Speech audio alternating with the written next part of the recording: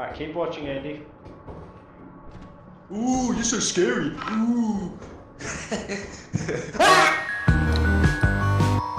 Lethal Company. If you're watching this video, you've already played it, or at the very least, you've heard about it. It took the world by storm, and I haven't seen such a positive reaction to a game like this in a long time. Despite looking like someone tried to run Borderlands on the lowest graphical settings on an Nvidia FX 5900, pre-2010's GPU box art is like a bad trip. Being made on an engine that is over a decade old, developed by one dude, and despite not being free to play, Lethal Company is throwing punches up there with gaming industry titans like Call of Duty and Grand Theft Auto. It's by no means the first game to be about some space travelers doing stupidly dangerous challenges to get through the day. It borrows a lot from other games like Phasmophobia, and it's certainly not the first game to comment on the risks of rampant corporatism in space with astronauts. Unfortunate Spaceman kind of beat them to that one. So how, and more importantly, why did this little indie game take off and become as popular as it is? What lessons can industry giants like Call of Duty,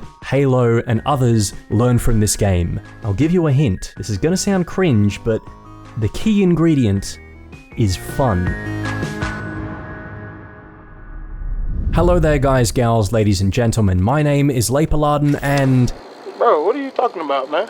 trust me, I know what you're thinking. You're probably assuming I've gone completely off the rails. How can you possibly compare a game like Lethal Company to Halo, COD, or others from AAA studios? But let me cook. While they are very different games, different genres, there are fundamental elements of a multiplayer party game, like Lethal Company, that are comparable to aspects that made multiplayer shooters like Halo or Call of Duty so successful in the first place, and unfortunately have since been forgotten. For one, Hardy Lobel, lead designer for the first Halo game's multiplayer, said his intentions were always to make a fun party game, with shooter mechanics that were watered down from other shooters to make it more accessible. And the Call of Duty franchise once stood out as an arcade shooter, embodying a casual spirit with social interactions aplenty. The mantra, "Ping is king," epitomized a matchmaking system for COD that prioritized low latency matches to avoid laggy games, quick search times to get you into the action as fast as possible, and a mixed bag of players with varying skill levels that created a lively and diverse experience. The social aspect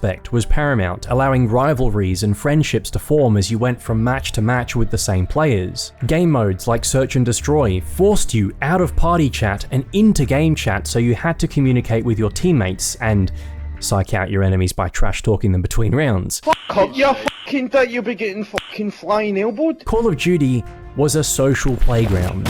Yum, I eat dick all day.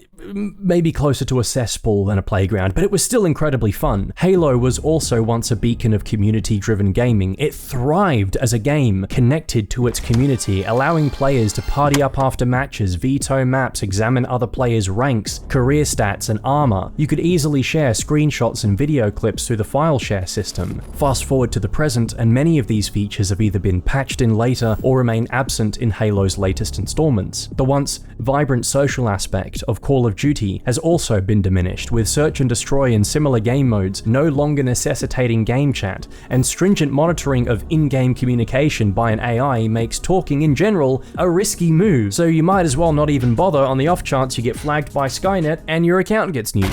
Forget the Discord chat leaking, boys. If the COD chat leaks,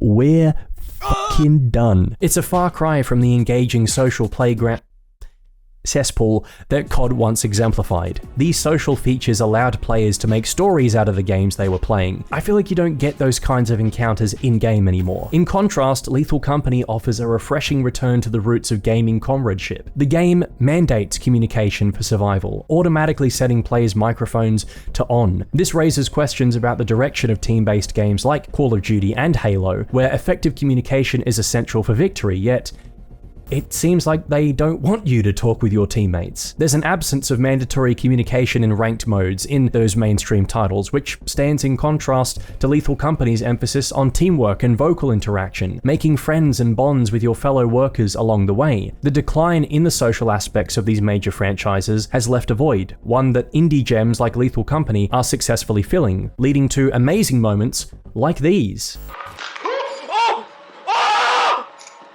Give me him back! Give him back! No! Give me him back, you bastard! Cameron, there's something here. There's something at the ship. What is this? Oh my god, Cameron, it's coming at the ship. Gabby? Gabby, where's Gabby? Gabby? Gabby, come down.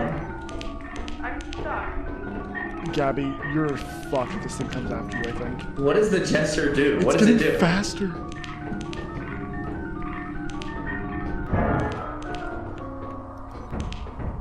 Gabby? What the hell?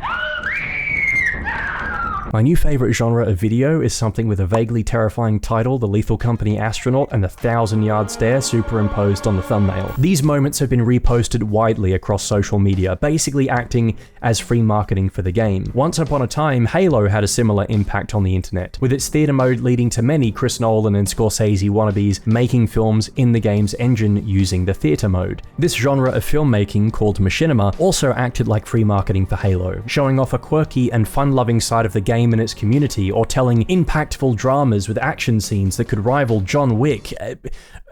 Well, maybe not that good. However, nowadays, Halo's theater mode is a neglected feature. It's often broken at launch and not fixed until months, sometimes years down the track, which no doubt has stifled the once great community of machinima creators that is only a fraction of the size it once was. Further diminishing this social camaraderie, ping is no longer king in Call of Duty, with longer search times courtesy of engagement-optimized matchmaking that pairs players within a narrow skill range, stagnating the sense of accomplishment for the player and leading to super competitive, borderline unfair matches with the outcomes feeling like they're predetermined. If players are to be bracketed within a certain skill range, it seems kinda cruel to not at least show them what level they're on, like every other ranking system in video games. This artificial cycle of alternating massive victories and defeats where you feel like you're getting your shit pushed in, enforcing a 50-50 win rate. It's even patented by Activision and was integrated into Halo's True Skill 2 ranking system, with former 343 Industries developers admitting it's such. It's basically like playing a slot machine. You know you're gonna get fucked,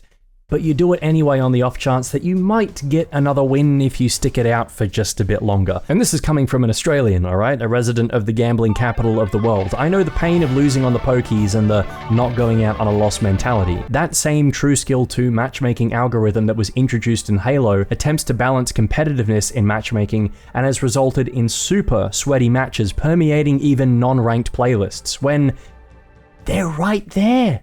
There they are. You literally have ranked modes in the game. Why does SBMM have to be in every playlist? In countries like Australia, where the player base is less consistent, to put it politely, high-skilled players have found themselves locked out of matchmaking entirely due to the algorithm's struggles to find suitable opponents. Much like the earlier Call of Duty games, Halo's matchmaking used to embody a more casual approach, steering clear of pervasive skill-based matchmaking that is rife in matches nowadays, with the literal inventor of SBMM, the guy who made the damn thing, who made the original True Skill ranking system, Max Hoberman, openly trashing its current iteration on multiple occasions. The older system boasted greater variability between matches, contributing to a more enjoyable, casual, and social experience. Lethal Company has not only managed to thrive without skill-based matchmaking, not that it needs it, but has also managed to capture players with just its addictive gameplay loop and meticulously crafted mechanics. The evident love and care poured into the game's presentation contribute to its success and its charm. Despite the absence of a battle pass or an elaborate progression system, the game compensates with a robust foundation, humor-infused proximity chat, and a vibrant modding community, delivering diverse and almost limitless experiences that keep players returning. This echoes a time when Halo and Call of Duty flourished without unnecessary additions, sidestepping the pitfalls of online stores and futile attempts to fix what wasn't broken. Lethal Company feels like a commentary on the state of AAA gaming, portraying a cycle of monotony where players repeat the same actions while turning over their hard-earned resources to a faceless corporate entity.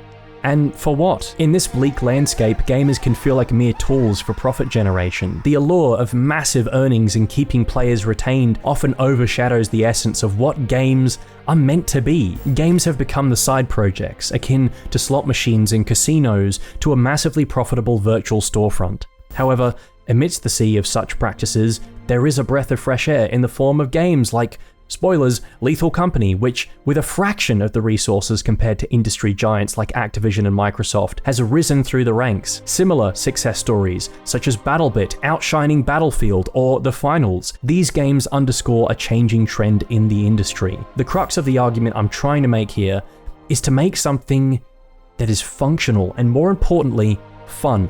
I'm coming back to that word again, but it seems to be a concept that video games, especially those developed by AAA teams, have lost track of in recent years. They seem more preoccupied with competing against their rivals in the industry, making products that are derivative of each other, trying to leech off each other's demographics and market share, rather than carving out their own distinctive niche and sticking to it. That was what made Bungie's Halo games so enjoyable, because fun and their rule of cool was at the core of everything they did. From how the game looked and sounded to how it played. The designer will come in and be like, this is gorgeous, but this is an absolutely awful space to fight bad guys in. This space needs to be fun before it's pretty. The advent of malicious hidden matchmaking systems like those I've mentioned, a lack of social and party features leading to game chats that are so quiet, you're left with the endless shouting of the voices in your head telling you to do horrible things, and the emphasis on player retention through artificially fashioned means like battle passes or limited time events that go away after a few months, preying on people's fears of missing out. You get games that feel soulless, corporate, and like no passion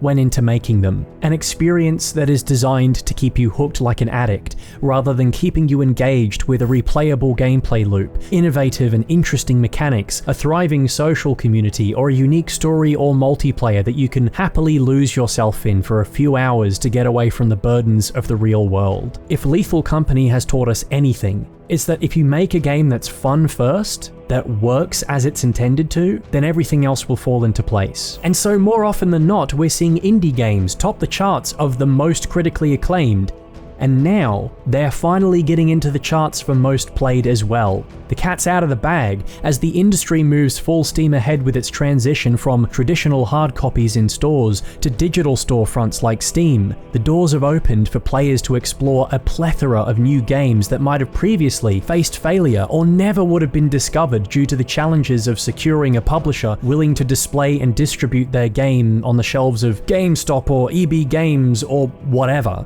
It's a wake-up call to AAA publishers and devs. Make a quality product, or we'll look elsewhere to find new IPs or competition that fills the void in the market that you've left. You burn your customers enough, and brand loyalty will become a thing of the past. Players are looking outwardly to find other development studios comprised of people who grew up playing the games that we did years, even decades ago, and know what made them so special, compared to the tripe that often gets squelched out nowadays. There's a lovely image for you. Smaller development teams who know how to prioritize the fundamental element, the X factor. They know how to make a game that first and foremost is fun.